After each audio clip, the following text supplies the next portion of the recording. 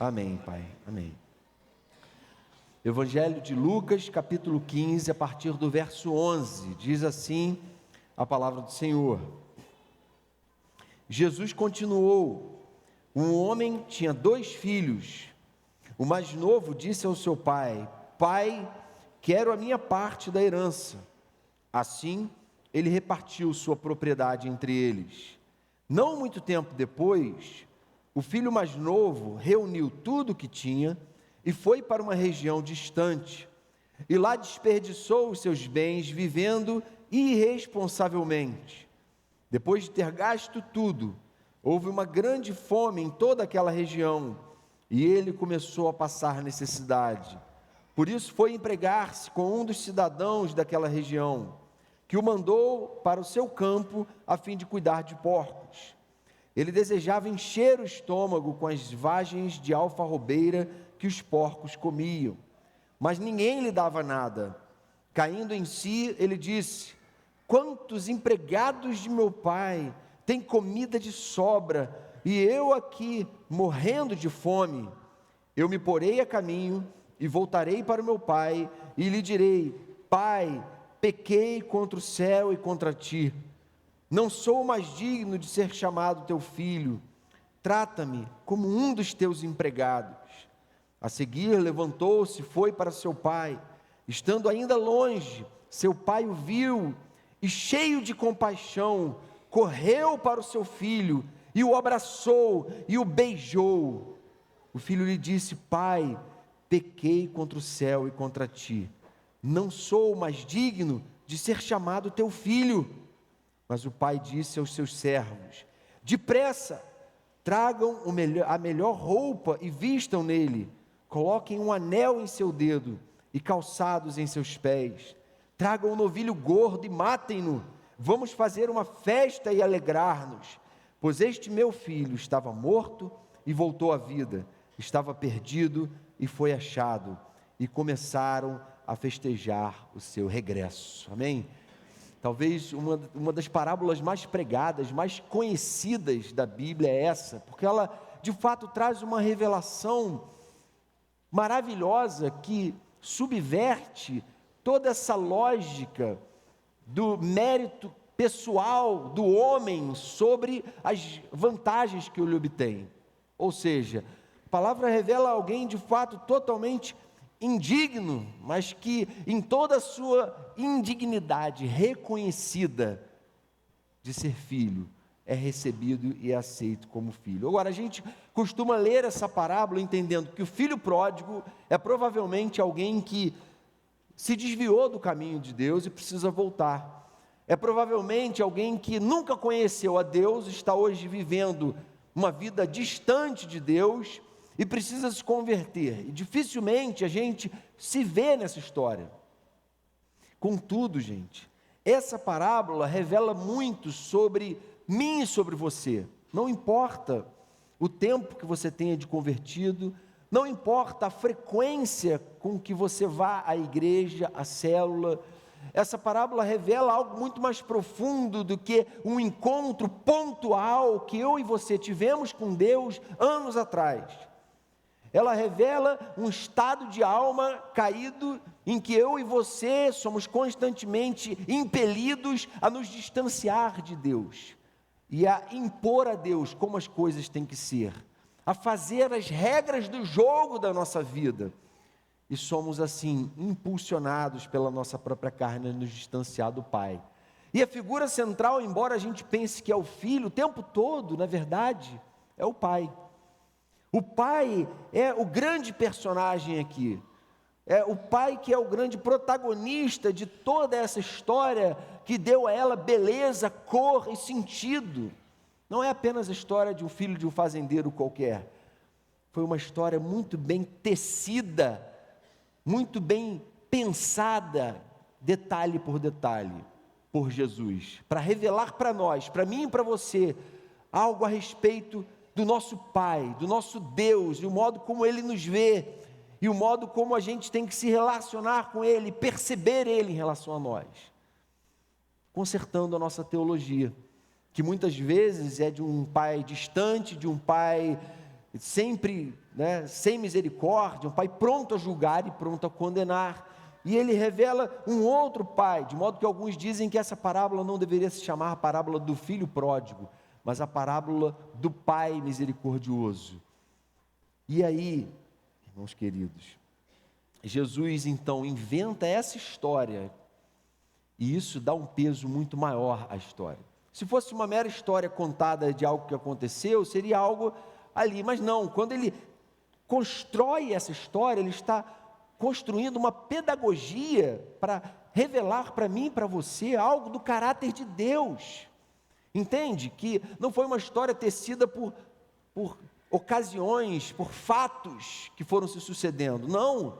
Foi uma história pensada para ele revelar para mim e para você algo tremendo a respeito do amor de Deus e do modo como o nosso Pai anseia que a gente se aproxime dele, que a gente volte para ele, que do mesmo jeito que há uma força nos impelindo contra a vontade dele, nos fazendo querer nos distanciar dele, há também uma força do Pai de braços abertos, querendo que a gente volte.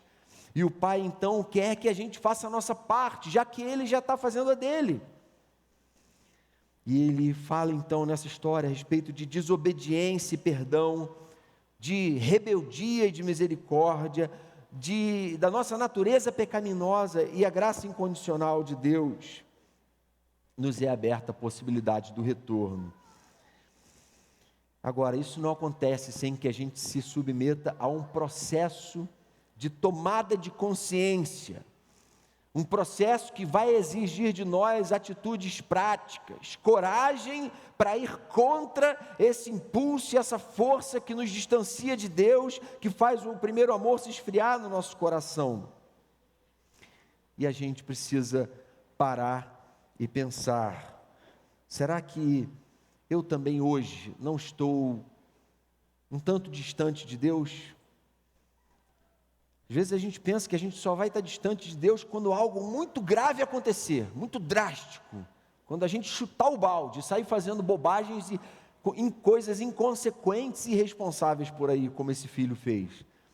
Mas às vezes a gente se distancia do Pai em certas áreas, começa a adotar atitudes de gente que, embora esteja na igreja, embora esteja enfim, vivendo uma vida religiosa, está distante do Pai. É possível que haja pessoas aqui hoje, vieram à igreja no pleno domingo de sol desse, estão fisicamente aqui, mas cujos corações estão longe do Pai, estão frios, estão distantes, estão vivendo como senhores de si mesmos.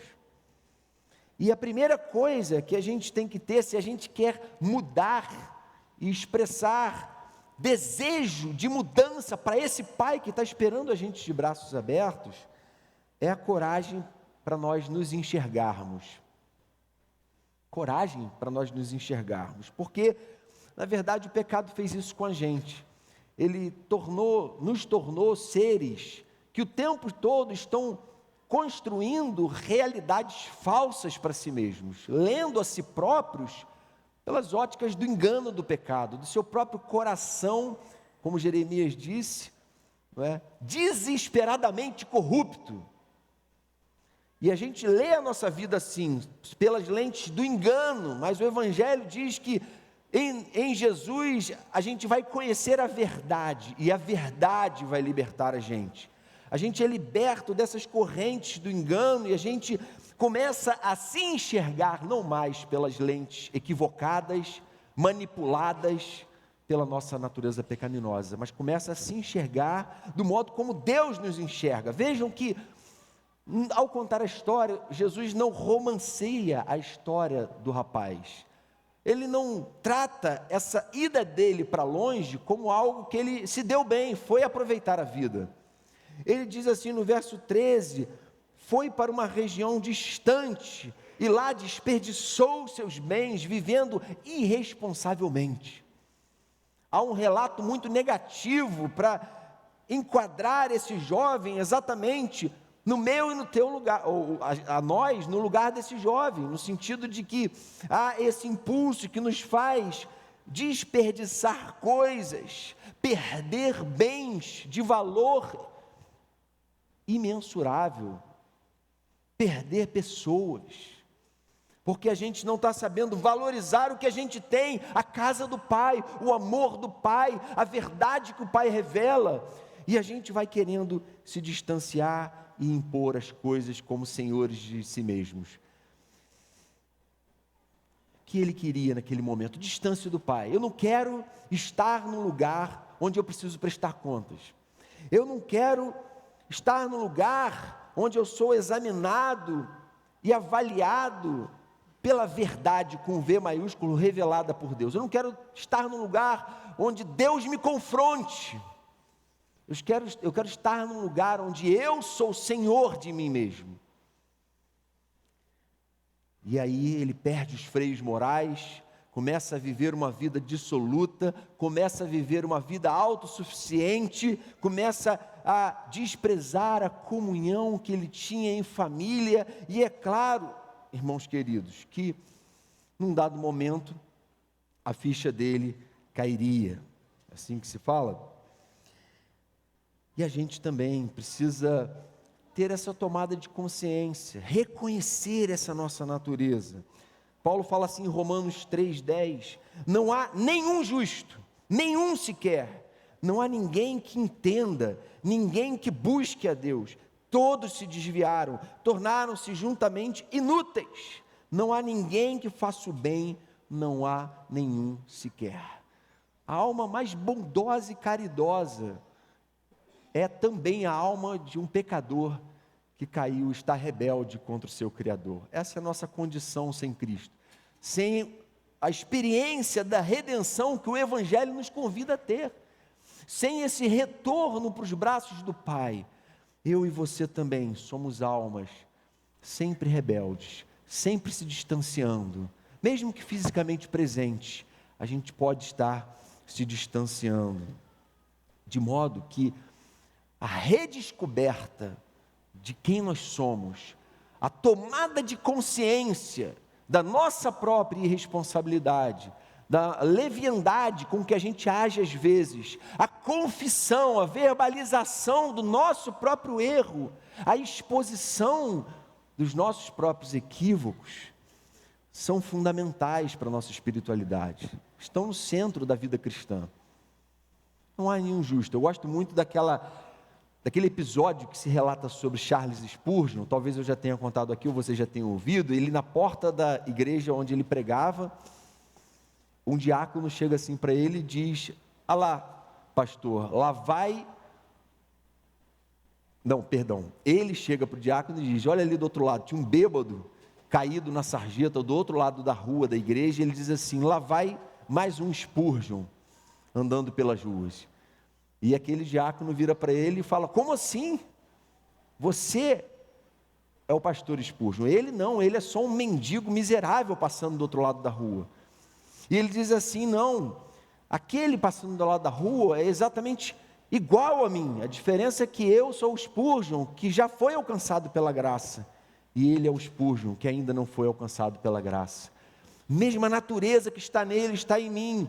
E a gente então, tomando consciência, só quando a gente toma consciência, como Spurgeon tomou consciência de quem ele era, do seu estado decaído, é que a gente é capaz de se tornar verdadeiros adoradores de Deus, que adoram o Espírito em verdade. Porque a gente consegue sim enxergar a luz da santidade de Deus, da beleza de um Deus que criou todas as coisas, que nos deu provas cabais do seu amor por nós. De modo, irmãos, que enxergar a si próprio é um meio de a gente se preparar para se tornar verdadeiros adoradores de Deus, reconhecer também a nossa dependência dele no exercício da vida cristã, e a gente se esvaziar de si mesmo e se deixar encher pelo Espírito Santo. Só buscamos reconciliação com Deus quando nos damos conta do tanto que estamos rompidos com Ele. E a gente precisa então, em primeiro lugar, ter coragem para chamar o pecado de pecado, para reconhecer aberto e francamente, à luz da palavra, onde nós temos pecado. Lembram da carta de Jesus à igreja de Éfeso, em Apocalipse 2?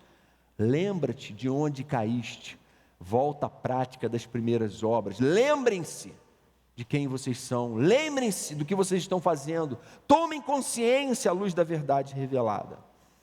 Essa é uma primeira atitude de coragem que o filho teve que ter. A segunda, é preciso coragem para nos humilhar. A partir do momento que ele toma ciência de quem ele era e começa a sofrer as consequências da sua leviandade, ele começa a imaginar e refletir na sua própria vida e no que de fato tinha valor e no que ele havia deixado para trás e no modo como ele havia desprezado o que havia de mais precioso na vida humana. Ele resolve voltar, mas agora não é mais o mesmo filho pródigo. Agora ele é uma pessoa quebrantada, humilhada, que já não consegue mais se ver como digno. Agora ele é alguém que passou por esse processo, porque teve coragem de olhar para dentro de si e se enxergar à luz da verdade de Deus. E quando ele lembra do Pai e das coisas de Deus, ele fala: quem sou eu para reivindicar a filiação, para voltar para lá exigindo alguma coisa, se eu dilapidei toda a herança que eu tinha? Agora, consciente de quem ele era, ele faz o seguinte plano: eu vou voltar, mas a minha proposta para o Pai vai ser para que ele me assuma como servo, como empregado, que o máximo que eu posso é trabalhar para ele como empregado. Irmãos, a gente dificilmente vai sofrer mudanças, transformações, as transformações que Deus quer que a gente sofra na nossa natureza pecaminosa, na nossa forma de pensar, agir e de ser e de falar, de se comportar, se a gente não tiver humildade. Essa é uma virtude muito elementar, muito básica. Então, em vocês o mesmo sentimento que houve também em Cristo Jesus, que não julgou como usurpação ser igual a Deus, antes a si mesmo se esvaziou, assumindo forma de servo e reconhecido em figura humana. Um dos principais fundamentos do Evangelho é a humilhação de Jesus, do Filho de Deus, do próprio Deus encarnado, de modo que a gente também não vai compartilhar a sua virtude se a gente não compartilhar a sua atitude de autoesvaziamento, de humilhação. Aquele jovem prepotente, senhor de si mesmo, teve que se humilhar. Algum tempo atrás, poucas semanas, o pastor Marcão leu uma citação do C.S. Lewis, em que o C.S. Lewis diz assim: a falta de pureza, a ira, a ganância, a embriaguez e tudo mais, em comparação com o orgulho, são ninharias. Foi pelo orgulho que o diabo tornou-se o diabo. O orgulho conduz a todos os outros pecados e é o mais completo estado de alma ante Deus. A coisa é tão séria e tão tóxica para a nossa alma, que se tem alguém aqui tomado de orgulho, ele está ouvindo essa mensagem pensando assim: poxa, fulano tinha que estar aqui para ouvir, meu amigo tinha que estar aqui para ouvir essa mensagem, meu marido, né? Minha esposa tinha que estar aqui para ouvir essa mensagem. Se a gente tem humildade, se a gente está com o coração quebrantado, irmãos, a gente tem também uma vida vitoriosa do ponto de vista de Deus, do ponto de vista cristão. Pedro diz assim, lá em 1 Pedro 5, 6 a 8, Pedro contrapõe, ele coloca dois pecados que precisam ser tratados antes de falar da nossa vitória espiritual. Ele diz assim, 1 Pedro 5, 6, humilhem-se debaixo da poderosa mão de Deus, para que Ele os exalte no tempo devido. Lancem sobre Ele toda a sua ansiedade, porque Ele tem cuidado de vocês. Estejam alertas e vigiem. O diabo, o inimigo de vocês, anda ao redor como leão rugindo e procurando a quem possa devorar. Vejam bem, ele continua falando a respeito de batalha espiritual, da nossa luta espiritual contra os poderes das trevas, mas antes ele fala de dois pecados e enfatiza esses dois: o orgulho e a ansiedade. A gente precisa se humilhar se a gente quer ser vitorioso na luta espiritual que a gente está enfrentando todo dia contra aquele que é o inimigo das nossas almas, que arma ciladas contra nós. E a ansiedade, muitas vezes, é fruto do nosso orgulho, da nossa obsessão pelo controle sobre a nossa própria vida.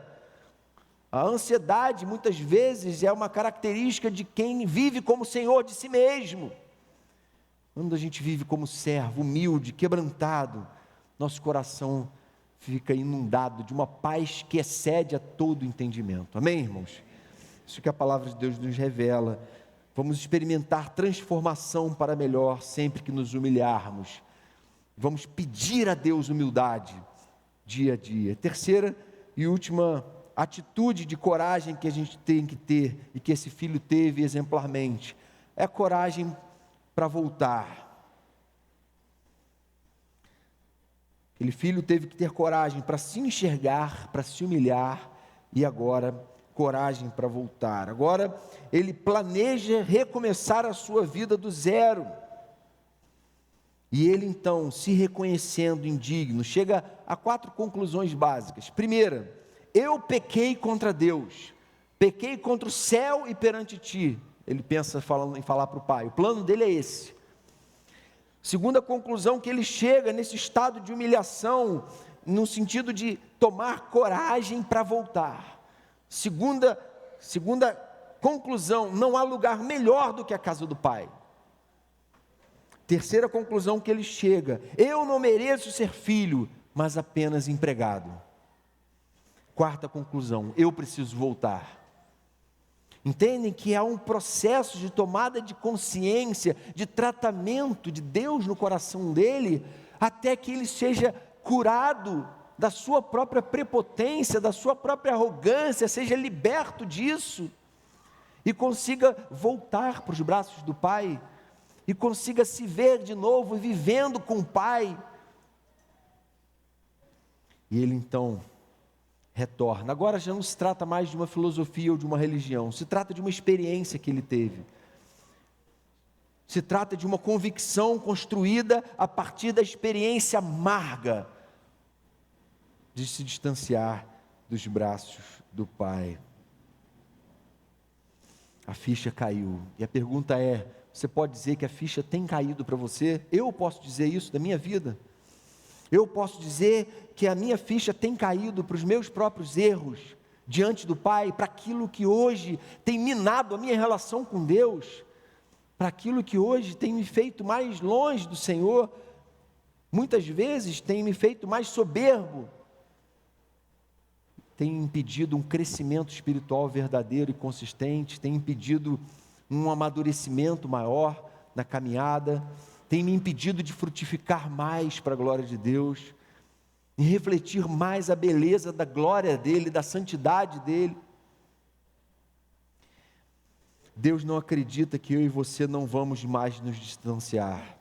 Ele apenas espera que a gente tenha coragem de voltar, quantas vezes for preciso, amém?